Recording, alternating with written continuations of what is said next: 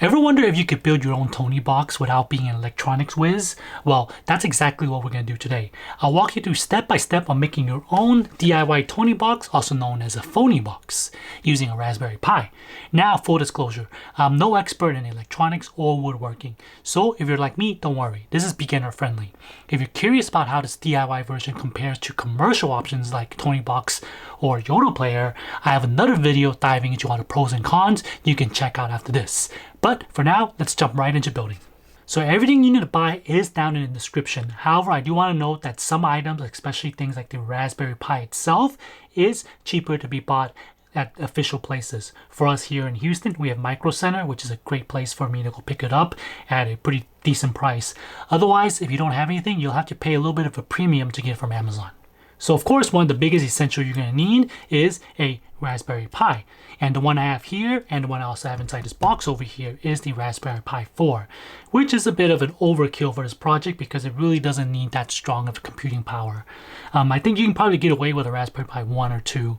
I would probably stay away from 3 just because the price of 3 and 4 are so close that it's probably worth just getting a 4, just in case this project, you scrap this project one day, you still have a pretty good Raspberry Pi 4 for other projects. And then you're going to need a micro SD card. The size of the micro SD card is going to be dependent on you, like what kind of stuff you want to put in there, how many, the files of all the music and audiobooks. The one I have is a 64 gigabyte in here, and this is all 64 gigabyte, which is offer a pretty decent amount of room. You can think of it this way. Inside a Yoto box, inside the Yoto Player, I think the Mini has only a 64 gigabyte, and you can have quite a bit of music. So it's pretty decent enough to get, and they're not overly expensive. Next item you're gonna need to get is an NFC reader. As you can see, this one I have here is a little bit more complicated, but the reason why I went with this one, you do have to do a little bit of pin work, as well as you do have to do some soldering. I'm not sure if you can, oh, sorry, wrong side. You can see, let's see, I'm cover up my face. So as you can see, this one does require a little bit of soldering. This is one of my first soldering jobs. I bought a multi-pack of this, so I have more than one. So that's why I'm able to show you. I didn't want to take everything apart from this guy to show you guys. But anyways, this is an option. The other option I have over here, well, you can purchase, is a USB plugin, which it would just plug into here, which is significantly easier. However, I didn't like that one because whenever you tapped on it, there was always a beeping noise, which could be a pro or a con depending on how you look at it. For me, I just kind of decided I wanted this one because it's in a way cheaper. You got a multi-pack of these. I think get 3 of these almost the same price as you can get one of the USB powered one. But if you don't want to do any soldering and you also don't want to do any pin workout, then the USB one is probably the way to go. So I do want to note that although there is another option, instead of using the more expensive Raspberry Pi, is to go with something like this, which is a Raspberry Pi Zero. This is the 02 with the headers, which has all these pins on there already pre-soldered. You don't have to do it yourself, which I highly recommend because unless you're good at soldering, for me, this is so much quicker. The reason why I don't recommend this is because I've tried to get it working with this several times because it's cheaper than using one of these guys, but I couldn't get audio to work properly. Once again, I am not an expert, but I spent, I would say, a couple days trying to get audio working on this Pi Zero, and I just couldn't get it to work. With the regular Pi, you have a audio jack right here. So you have a audio jack. With this audio jack, you can easily plug in anything like a speaker, which also helps it out, or like you can do what I did, which is I use a little adapter to split it into regular speakers. Alright, so this one might be a little bit hard to see of all what I've done in there, so what I'm going to do is show you what I originally planned. Instead of this housing here, I was going to reuse this Love Every Drop box over here. However, as you can see, it's a little bit too small. It would have been a great idea to use this, but it was a little bit too cramped in here, and it was a lot of work wasted in making this. Even I had buttons on here and everything. But let me just go over what you can buy as options. So, of course, you're going to want buttons. these are pretty important, I would say. Otherwise, your child isn't going to be able to do any controls if you don't have buttons. But unfortunately right now the program does not support USB buttons. That is a future add that Phoniebox wants to add in there, but right now they only support these kind of hardwire arcade buttons. So these are you're gonna just solder onto these points, but luckily you only have to solder one in because the other end uses these kind of connector pins here that allows you to just easily plug it into one of these pins over here like this. All right. So something else you're gonna definitely need is a way to power the units.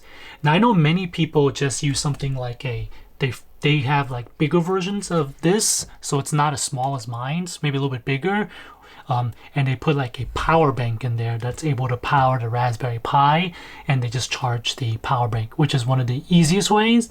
I went to get I got a little bit fancier than that. So what I did instead of using the power bank is I had one of these pass-through that passed through the charging. I ran out of this size one. Well, it was really big, and I figured I didn't like it as much, so I got a smaller one, which is a big pack of these little guys right here. And of course, this does require some soldering. So if you don't want to solder, let me see if I can. So if you don't want to solder anything, then your best bet would be to use a power bank. However, I was learning and I had a soldering iron around, and I really liked how elegant it looked. This allowed my child to charge the device similar to how he charges his Yoto Player, and it uses the same USB-C cable. Unfortunately, there's a big problem with these aftermarket ones, and that's just the nature of the model one in the market, is that you have to use USB-A to C cables to charge them. You can't use C to C cables, which is a real big bummer. So give or take, those are actually the only items you really need.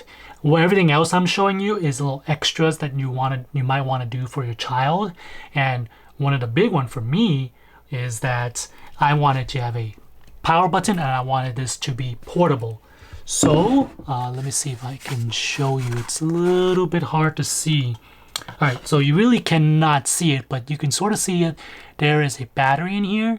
So I bought something called the Pi Sugar, which has a battery power, and that allows me to tether it or solder it to this power switch here. So when I turn this on, it basically has power to the Pi Sugar board, which powers the Raspberry Pi. So it is a little bit more complicated than some other ones I think I've seen in the gallery of the Phoniebox, but this is a way that you can go. So another thing that's completely optional is an LED light. So I have an LED light, basically is an indicator to show my child that it's ready to use. Because right now, like right now, if you turn it on, the light, basically since it's a Raspberry Pi, it has to boot up. As you can see, everything is turning on in here. However, when it's closed, you can't see any of that. And another thing is, it doesn't work until this light turns on.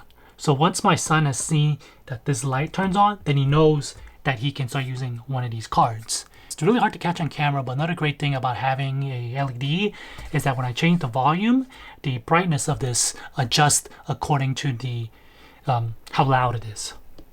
So if the louder it is, the brighter the light right here. But you can't tell on camera, unfortunately. Maybe this camera can tell.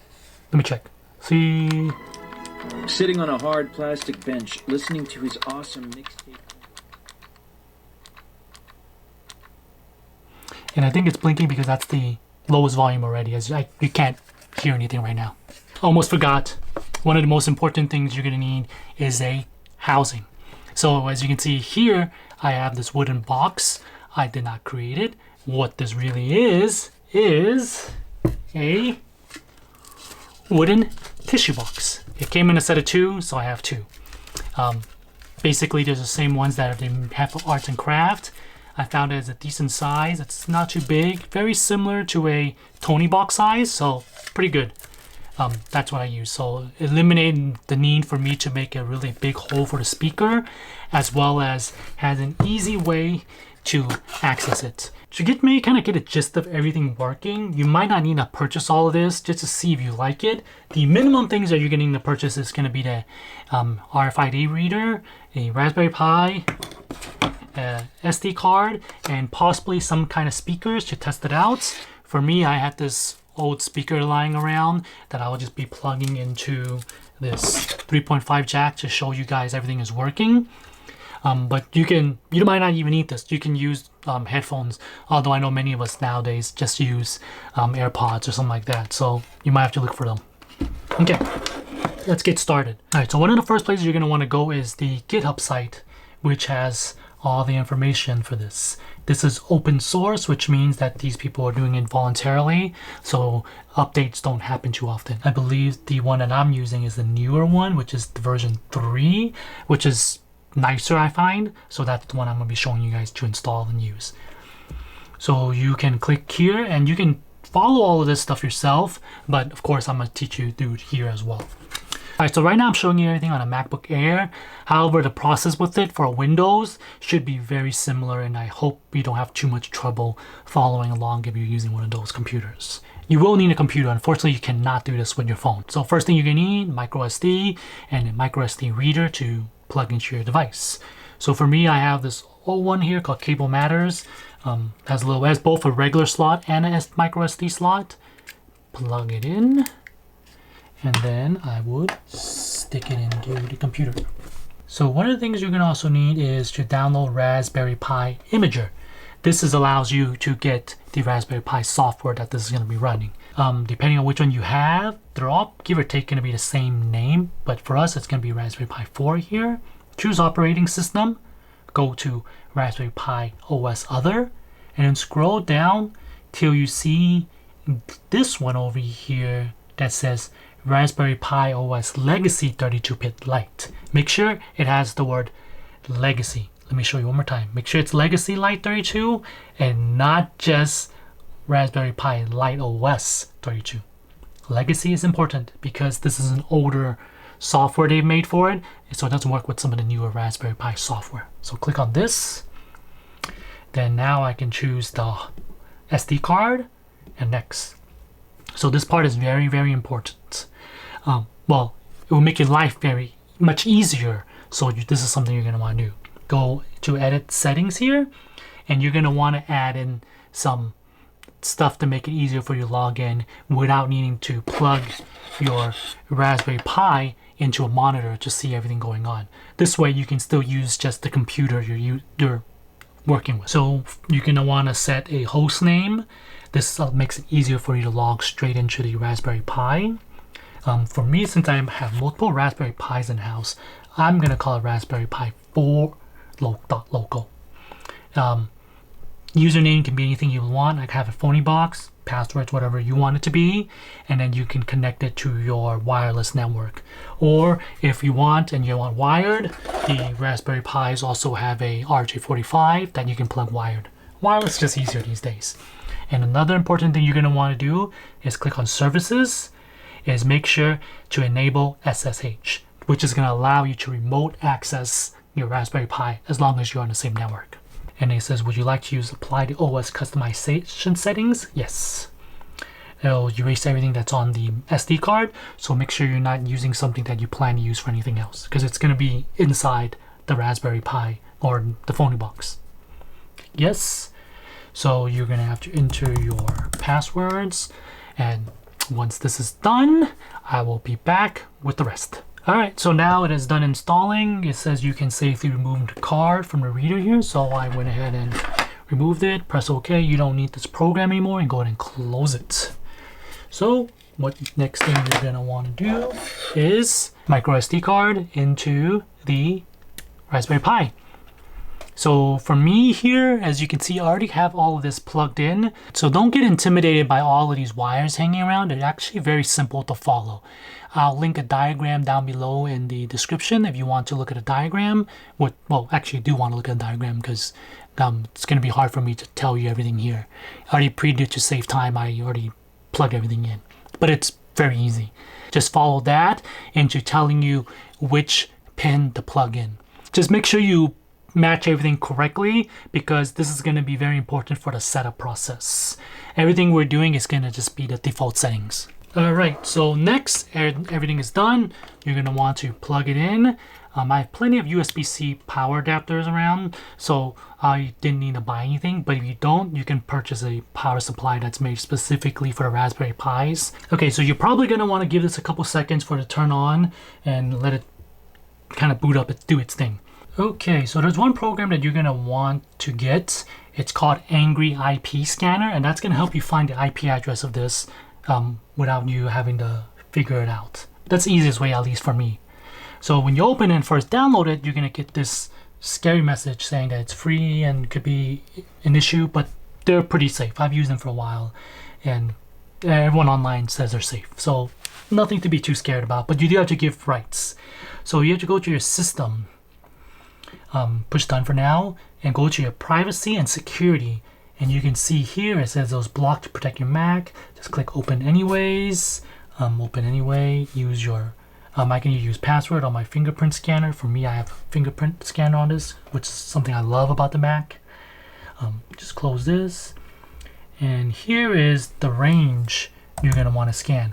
So for my house, this is what we're going to scan the range of. Another way you can find out what your IP is if you go to your Wi-Fi settings here, and then you go and click on your details.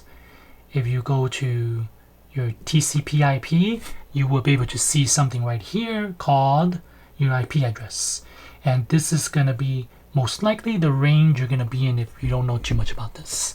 If you need to learn a little bit more about this, you might want to do a little bit more research because I'm probably not too good at explaining this, but this is going to be the easiest way. So you're going to want to go to this little gear icon first, go to display, and make sure you select a live host and response to pings only, because otherwise you get a bunch of jumble mess and you get everything, all the numbers, and it'll be very hard to read.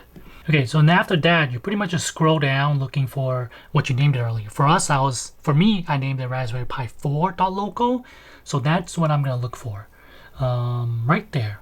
As you can see, that is going to be the IP address. For those of us on Mac, you would need to go to Terminal, which is under Utilities, Terminal. Once you're in Terminal, you do SSH. And also now this is going to be whatever you named it. We called it Phoniebox earlier.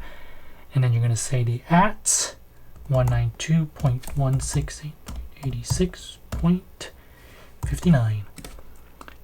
They'll ask you fingerprint, you type yes so that you can access this next time. Then you're going to put in your password that you put in earlier. And now you are pretty much logged in. So we're going to go back to the GitHub page here, scroll down, and you're going to want to do install the Phoniebox software. You're going to want to do the stable release. You could do pre-release if you're feeling a little bit I guess adventurous and you don't mind having some additional bugs or something. I haven't tried that before, but I've always done the stable release. Just simply click this little icon here and it copies it. You go back to your terminal and you paste it in, push enter, and one thing you'll see here is that this is a Raspberry Pi 4, so you get a little error message here. You can go here and follow a little thread that people kind of teach you how to fix it. However, I found it quite troublesome.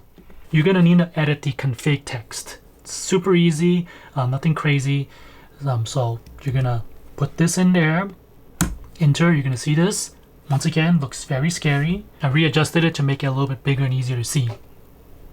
So basically what you're going to do here is just scroll all the way to the very, very bottom of it.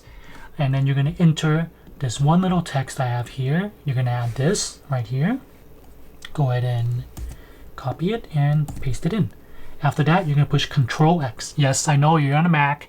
You still have to use Control X. So Control X, I'll ask if you want to save, type Y, or push Y, and then you would push Enter to save. All right, and everything is saved. However, for this file to take place, you do have to reboot this. So a quick way, instead of unplugging and replugging the Raspberry Pi, is just type sudo reboots, and the Raspberry Pi is rebooting. So once again, you want to give it a few seconds, and you would just enter the same command earlier, which is the the SSH one I talked about. So an easy way to do it is just push up on it, and you should be able to see the last command you had, and you can push enter. If you do it too early, the system's kind of gonna hang, kind of like I am right now. And once it gets through, ask for your password. Okay, now we can go back to the GitHub to get the install link. So the page is here. You would go all the way down to the install Phoniebox software, go to stable version, click here to copy it, go back to your terminal, paste it in, simply press enter, and everything should work, and you get to the install screen. So first thing you're going to do is start install. Why? Yes. So IPv6 is something you probably don't need to worry about. I would disable it. So let's disable it to make it faster. Do you want to make a static IP, which is something I would highly recommend, so that this would always have the same IP address and you don't have to kind of find it again, which is very important because you need to put the IP address of the thing in there to access the backend where you upload files onto the SD card. Or of course you can always take the SD card out and manually do it, but having the IP address is much easier. So let's go ahead and set it static. Hotspot, this is so that if you bring your device and you are outside of a Wi-Fi, this will produce a hotspot so your phone can connect to it, and then you can still access everything that's in there. So let's go ahead and do yes. Personally, I find the default settings is perfectly fine. I do yes. Oh wait, don't want to change? No, I don't want to change. Do I want to disable Bluetooth?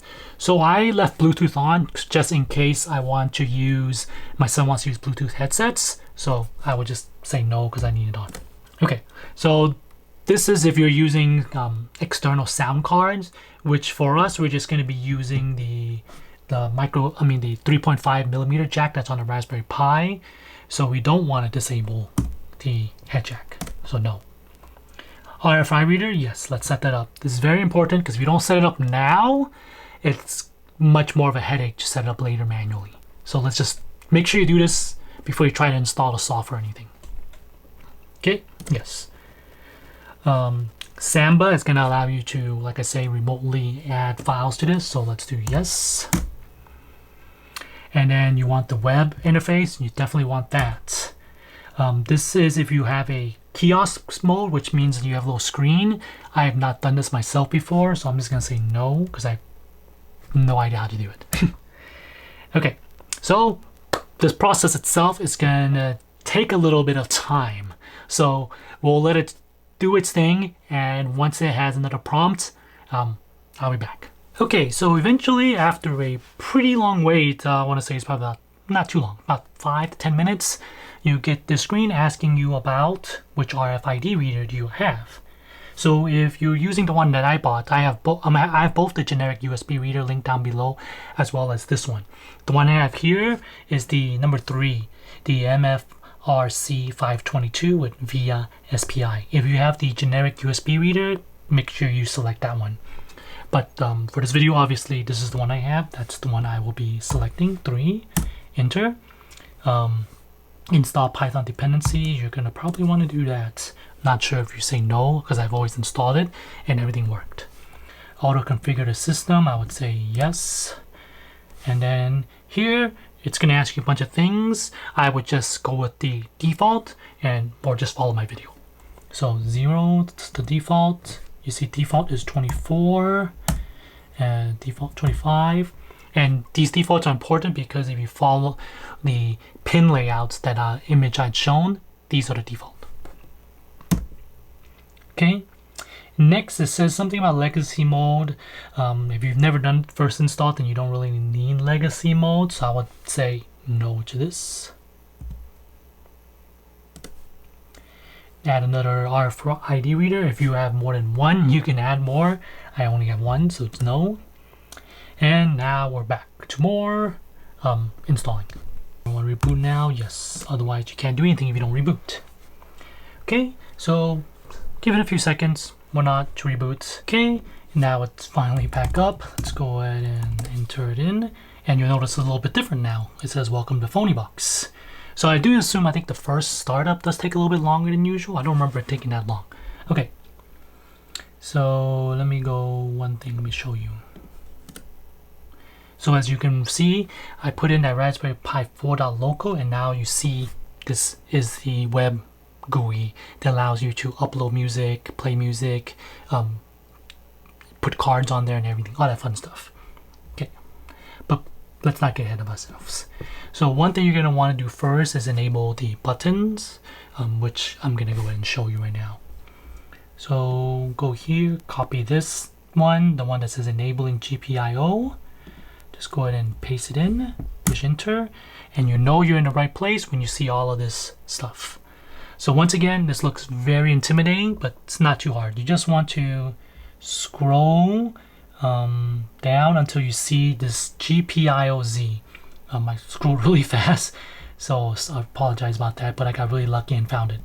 So just get to this part right here where you see it allows you to enable it. Right now it says false. False means not enabled. You're going to want to change this to true. After that, just push Ctrl X, save, which is Y, and then enter. And it's saved. From this point on, you would want to restart for all that stuff to take place. However, there's one more thing you need to do, which is make that GPIO file. All right, to make that file, to save you time, you can read through all of this to do it, or you can just do what I did. All right, so for here, you're going to want to copy the other command here, which is gpio.yaml.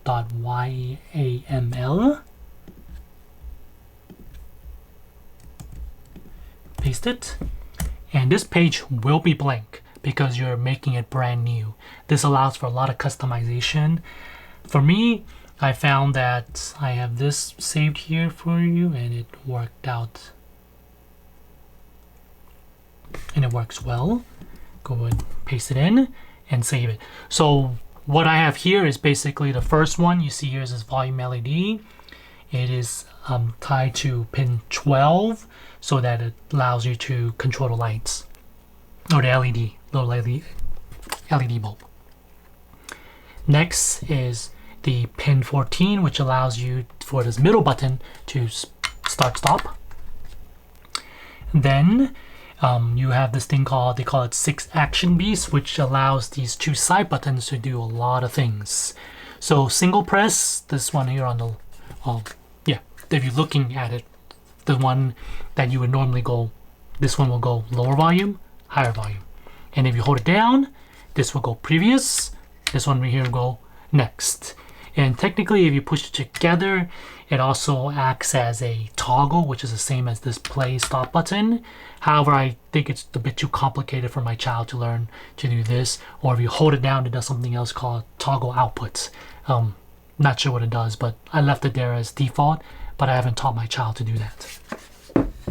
Okay, so once you have all of this set, Control X again, you want to save, yes. Now once again, sudo reboot for everything to take place. We actually didn't need to do sudo reboot because I had to unplug it to show you guys the plugging of the GPIOs. Essentially, you would follow these right here, what I have right here on the side right here. You would follow the pin numbers. So right now I made this breadboard here as a simple way for us to mimic these buttons without me having to destroy this, or without me having to solder. So what's great about breadboards is that it allows you to do kind of quick prototyping before you actually start soldering and put anything inside. All right, so I know it looks a little bit scary because I had to pre-do a lot of this, otherwise this video feels like it's already very long. It might be even longer than expected. But to save time, what I did was I put all the blacks as the ground, so they're all kind of daisy chain on here, and then the color here will represent different things. Okay, so first you're gonna want to, what I had, let me do confirm. I had the LED on pin 12. So what you find is pin 12. So that's right here, which is actually 32. If you count up backwards, it is 5 from the bottom. So as you can see, it says USB port is the bottom. USB port is the bottom. So I count 5 up to enable the USB. So I'll count 1, 2, 3, 4, 5, and just plug it in. And that should do the LED. Not 100% sure because I did this really quick. But let's get you the buttons. Then next we have 14 for the play button, which to mimic this, the play button is the middle one, which is going to be this purple one. So now I'm looking 14, it is tied to 8. So it's just 4 down. So right here, right next to this ground already is 4. Plug it in. Next is going to be 17 and 18. So you're going to make sure you look at this properly. So A is 17, B is 18. So I want A as the negative volume, so it's the one that's this side for me. So it's going to be this white wire I have attached. I would find 17. So 17 is GPIO 17. Don't get confused with the 17 on the box. GPIO 17 is 11. So I need to count 6 down. So 6 down. And then next is going to be 18. Luckily 18 is right across from it. I don't really have to count. I'm just going to go ahead and plug this gray wire right across from it. Apologize if you can't see. Fortunately, this is the only camera I have for this. Okay. Last but not least, I will be adding a ground. So what I basically did was I tied all of them to this green wire as ground. Basically, I soldered all the ground on these buttons here to just one wire, so that's easier this way. I'm gonna find a ground. Any of them work.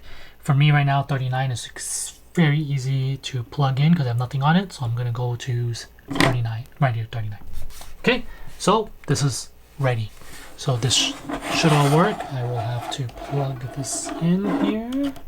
Let's go ahead and see. So there's 2 ways to access the GUI of this to test everything, and that is either through the whatever you said earlier or the IP address that we found earlier. Either one works. So first thing you're gonna want to do is make sure that your card reader is working. So get a card, NFC card. Where it says no card right now, I'm just gonna put the card above it. As you can see, it changed, and now I can assign an action. So I can have it play music. My library is empty. Okay, let's add files to this. You're gonna want to connect to the server. So first thing you're gonna do is go to the goal that's on top and click connect to server, which will get you this screen. All right, so you type exactly what I have here, except the difference is that whatever your IP address for your item, for your Phoniebox will be yours. Mine fit this, so you can push connect. And as you can see here, it's trying to connect. Say connect attempt.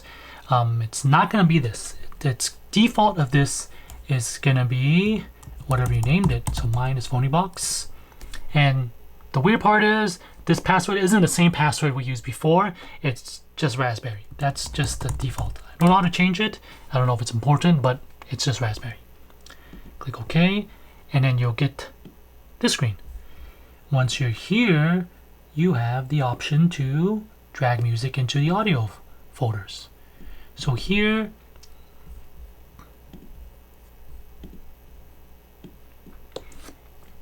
you can put anything, you just drag any files into this audio folder section here, and it'll work. As long as they're MP3 or WAV files. I can't remember what the other one is, but I think those are the 2 most popular ones. You can always make folders in here as well, and it will show up like, you know, sample. So this loads really quick. Just refresh and you can see it says, well, unknown artist. That means it's already found the file. Just click by folders. You can see I made samples. There's nothing in there, so you probably don't want to do that. Let's put select music in. Select the wave I found. So for this part here, I'm pretty sure it's metadata that's set for this to load. I haven't figured out how to do that yet, so just kind of do it by memory for now. For the purpose of this, let's just save it. Okay, so once that is saved, oh, totally forgot about one very important thing, is you plug in speakers to see if it's working. Let's turn this on real quick. All right, plug this into. Oh, it's already playing. All right, so it looks like music is actually already playing, and this middle button I have here should pause it. So it's working. This one should lower the volume, increase the volume. So everything is working, except I'm not exactly sure why my LED here isn't working. I will have to figure that out and get back to you guys on why it's not working, because this is the exact same file setup I have for this guy here and it works. So maybe I did some weird wiring here. I didn't wire it properly. So there's a lot of stuff to troubleshoot, like that kind of stuff. So give or take, that is exactly how you do this. Next thing you're gonna need to do is put it all into one of these guys. So that's gonna be the fun part. You're gonna probably have to do a little bit of looking up other videos to teach you how to do soldering maybe, or learn GPIO a little bit more. But give or take, this is gonna be the gist of it. You have your very own Phoniebox. I hope this tutorial made the process easy and approachable, even if you're totally new to DIY electronics like me. If you ran into any snags or have any questions, drop them down below in the comments. I'll do my best to help out. Oh, and remember, if you haven't already watched my video comparing this DIY solution to the commercial Toniebox or Yoto Player, I highly recommend checking it out over here. It'll help you decide if going DIY was the right move for your family. Thanks for watching, and don't forget to subscribe if you found this video helpful. I'll see you in the next one.